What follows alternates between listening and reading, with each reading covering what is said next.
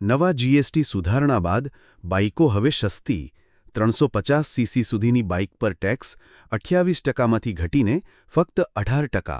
Yamaha, Bajaj અને hero સહિતની કંપનીઓએ ભાવ ઘટાડ્યા છે. આ બદલાવ 22 સપ્ટેમ્બરથી લાગુ થશે. ગુજરાતીઓને ટેરિફનો ડર નથી. 1 મહિનામાં 2 લાખ રોકાણકારો વધ્યા. ઇન્સ્ટાગ્રામ પર ખાડાની કોમેન્ટ કરતા ભાજપ એમએલએના સમર્થકોએ માર માર્યો.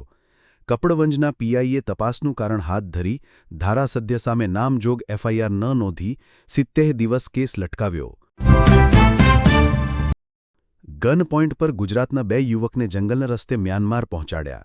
જેલમાં જમવાનું ન આપી 18 કલાક કામ કરાવતા આંતરરાષ્ટ્રીય સાયબર સ્લેવરી રેકેટમાં નવો ઘટસ્ફોટ. સૌરાષ્ટ્રના પ્રખ્યાત સળગતી ઈંઢોણીના રાસની તૈયારી શરૂ.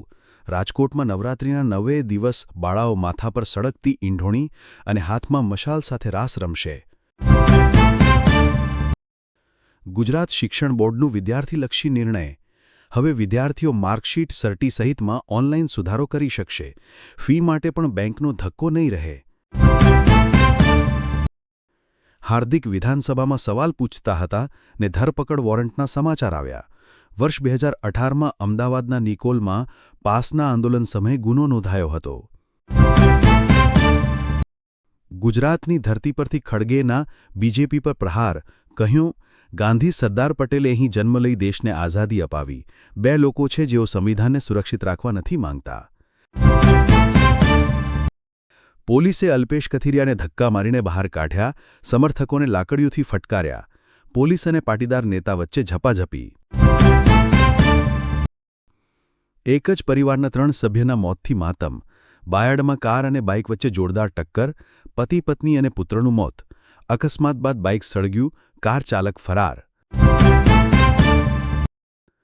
કેબીસીમાં 19 લોકોને લઈ જઈને જામનગરના યુવકે ઇતિહાસ સર્જ્યો.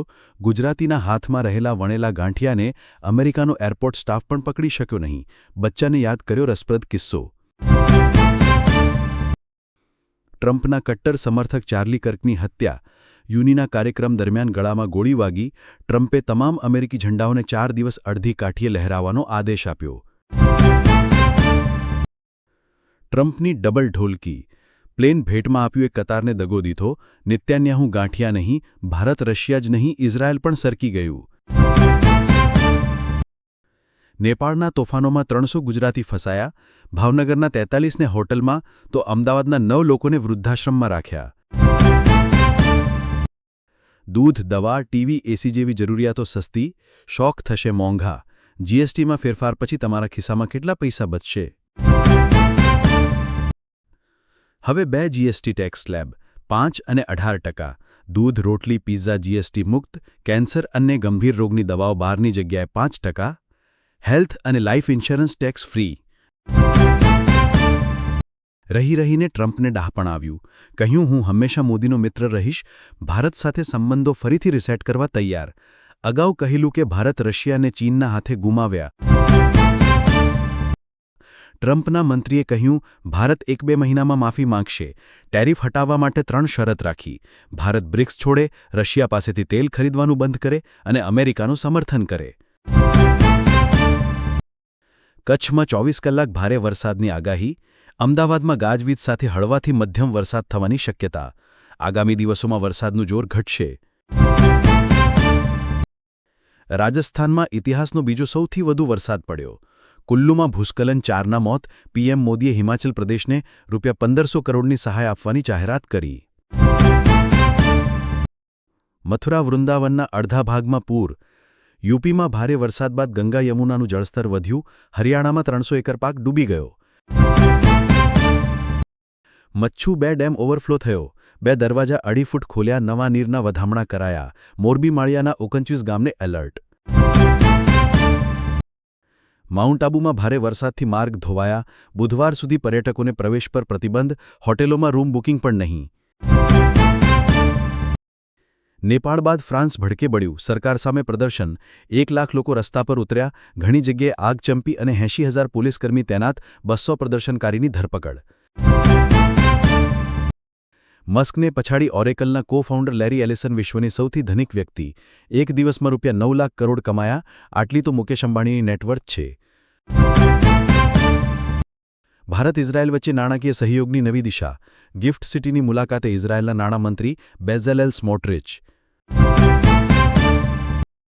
સેન્સેક્સ 100 પોઈન્ટ વધીને 1,81,500 પર ટ્રેડ કરી રહ્યું છે. નિફ્ટીમાં પણ 30 પોઈન્ટનો ઉછાળો, એનર્જી અને એફએમસીજી શેરમાં તેજી. આજે સોના ચાંદીના ભાવમાં ઘટાડો, સોનું ₹1,09,000 પ્રતિ 10 ગ્રામ થયું, ચાંદી 626 ઘટીને ₹1,24,000 પ્રતિ કિલો વેચાઈ રહી છે. દિલ્હી, મધ્યપ્રદેશ સહિત 4 રાજ્યોમાંથી 5 સસ્પિશિયસ આતંકવાદીની ધરપકડ, આઈઈડી બનાવવાની સામગ્રી મળી, સોશિયલ મીડિયા દ્વારા પાકિસ્તાની હેન્ડલરો સાથે સંપર્કમાં હતા.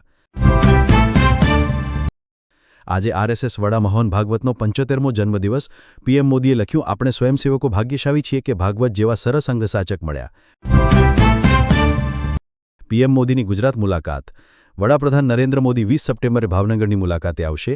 ગુજરાત મેરીટાઈમ બોર્ડ જીએમબી પોર્ટ્સના કાર્યક્રમમાં ભાગ લેશે પીએમ મોદી. મોડી રાત્રે અજય રાય સહિત 200 કોંગ્રેસ સપા નેતાઓને નજરકેદ કરવામાં આવ્યા.